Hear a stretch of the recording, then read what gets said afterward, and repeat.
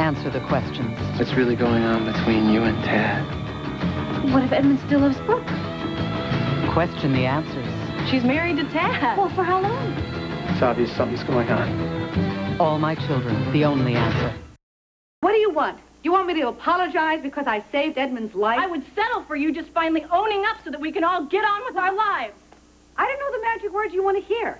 I don't even know if I said them what good it would do. I would love for you to just stop fooling yourself and wake up. Edmund would have dropped his torch for you months ago if you weren't relighting it every 5 minutes.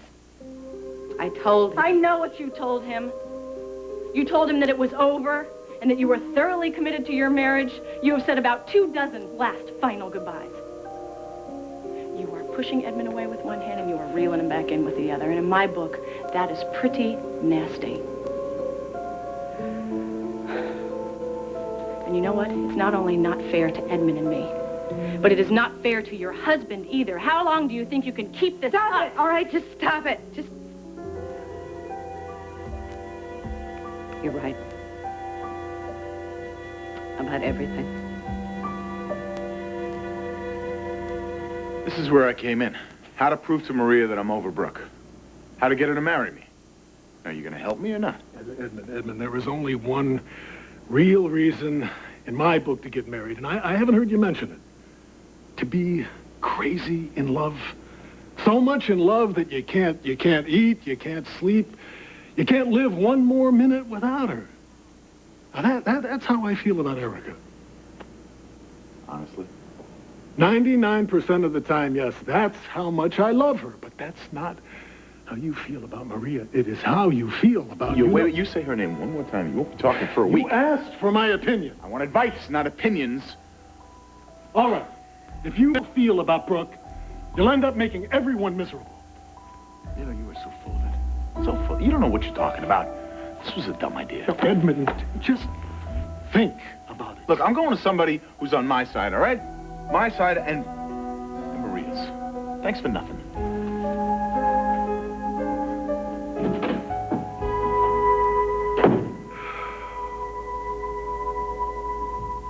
Everything that you've accused me of.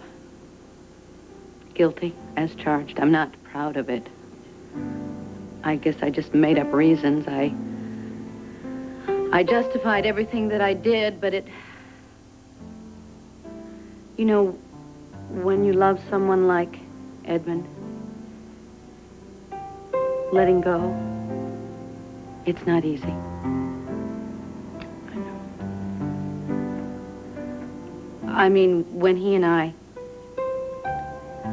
broke up, it wasn't because we fell out of love with each other. I mean, there were a lot of problems, but love was never one of them. I can't blame you for falling in love with Edmund. He's pretty hard to resist. I didn't plan on falling in love with him myself. Since we are being honest, I know that it is fairly obvious that Edmund does not love me exactly the way that I love him, not with you in the picture. But he's trying to get over you. And you think I'm not trying to get over him? I know why he proposed. It's his best shot at putting you behind him. It's a pretty grand gesture. So what have you decided to do? I could take the proposal for what it's worth. Or I could try to make something out of it. I think that Edmund and I can make this work, but the only way that that's going to happen is with you out of the mix, totally. I see. It won't be hard to make Edmund happy. He already makes me delirious. If he's not madly in love with me now, by the time our first wedding anniversary rolls around, he will be. He'll be head over heels. We're good for each other. We want the same things. And by the time we have that passel of kids he's dying for, he will be so much in love he'll forget how he felt the day he proposed. But I can't say yes. I can't give this marriage everything I've got unless I know I have a fighting chance. If you're not through with Edmund, really through, if your marriage to Tad is not 100% rock solid, I have to know. First, Mr. Orsini came in and asked not to be disturbed. And then there was a ton of noise. I was about to call the police when Mr. Martin came in and said he'd handle it. I'm supposed to hold all calls and visitors. Oh, all right, fine. Well, I'll just wait. I have to make some copies. You help yourself to coffee? Sure.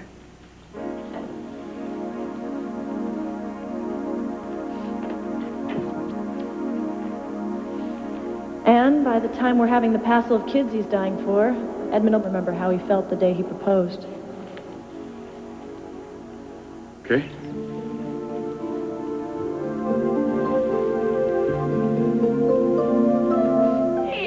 Welcome back. How are you? I'm sorry I haven't had a chance to call, but things have been so crazy around here. That's all right. You look about ready to explode. Yeah, I can't help it. I don't know how it went with you in Napa, but it has been really great here. Well, I would say that's good news, I'm assuming. Oh, it's been better than good. Better than good. And the icing on the cake is that I just had the most unbelievable talk with Brooke. Brooke? You talked with Brooke? You can't believe it. I can't believe it. Well, did you go to her, or did she come to you? Well, I made the first move. I had to find out, and actually, it wasn't all that hard. Oh, really? Well, what did you say to her? Oh, I don't even remember half of what I said to her, actually. The words just kept flying out of my mouth, but she seemed to take it all in stride, and now I'm so relieved. Well, why don't you just slow down, take a big deep breath, sit down, and try to make a little more sense. Okay, I'm sorry. It's just that I have been so worried. I had to make a decision, and I didn't know what to say, and I didn't want to risk losing Edmund. Maria, what did Brooke say to you that's making you act this way? Brooke convinced me, without a doubt, that she's through with Edmund, that Tad is her husband, and that she is not giving him up for anything. Is that not the best news you've ever heard? Tad is going to be out any minute, and he knows what happened up at the cabin. You told Tad everything? I had to tell him, just Is that why go, you're so all right? upset? No, I'm not upset. Did he hurt you? No. If he's punishing you for what happened in that cabin, I swear Then you're what? Look, before you start anything, I'm just here to see Ted. I wouldn't do that. Look, I'm not looking for trouble. That's not what I mean. He's just got some bad news. I don't think he's feeling very social right now. Yeah, I know. All about it. Oh. Well, in that case, what the hell? Maybe you can help. That's it? That's all? No line in the sand, no left to the jaw? What's that mean? I told Edmund that you know what happened at the cabin when you were away. This is your chance to play the outraged husband. How come you're being such a nice guy? Brooke convinced me without a doubt that she's through with Edmund. Tad is her husband, and she is not giving him up for anything. Is that just the best news you have ever heard? She is totally committed to Tad. Totally committed? That's what she said? Yeah, and in so many words, yeah. Oh, come on, Dixie, don't look at me like that. Well, no, I'm just surprised, that's all. Oh, if you're shocked, just think how Edmund's going to react. But don't you think that I had a right to know what my chances are, though? I mean, the stakes are just too high for me right now. Dixie? Why do I get the distinct impression that you are not one bit happy for me? As of when? Look, Edmund, my wife is a remarkable woman. I can't very well expect you to flip a switch and just get over her. I know I couldn't. What happened at that cabin will never happen again. Edmund and I both know that. You'll have to excuse us. We need to get home because Jamie is waiting for us. Yeah, say hi. Whatever. See you. Sure. Hey, looky what I got here for Jamie. See, I finally found it. Oh, the Little policeman's hat and uniform. see? That's so cute. Oh, look at that. Thought I heard you out here. Where's Tad? He left. Did you get a weapon? No, he went home. It was real civilized. As a matter of fact, he was like a prince. It was amazing. Yeah, he must be bucking for sainthood. He just gave me a speech about how I did make a fool out of myself over Dixie. Well, he's right on that count. You didn't. You're not up to speed. Yeah, I am. I saw Dixie. You probably know I don't need a best man.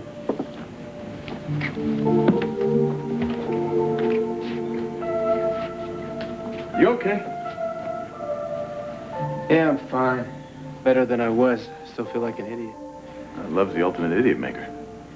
It happens, you know. So you talked to Tad about this? I don't know if Dixie told you, but I didn't take, hearing the word no too well.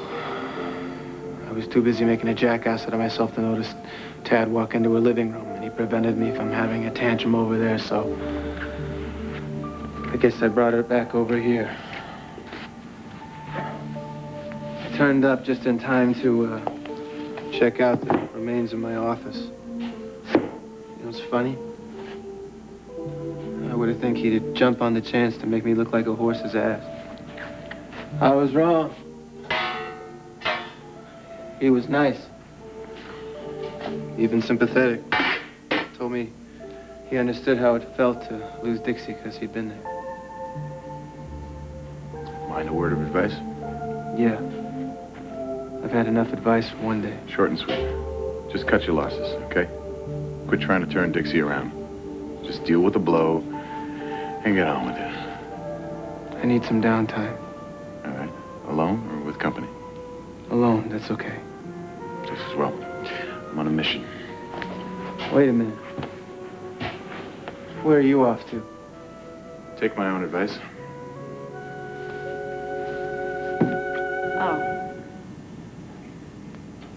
Oh, I get it.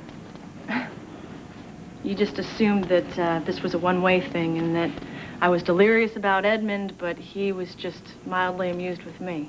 Oh, Maria, I was never come like on. a real contender. Oh, fine, I was a nice little diversion, but I was never in the same league with Brooke. No, don't be ridiculous. Come on, no. You know I'm the one that set you and Edmund up in the first place. It's just, what if Edmund still loves Brooke? But Brooke is out of the picture now. She's married to Tad. Well, for how long?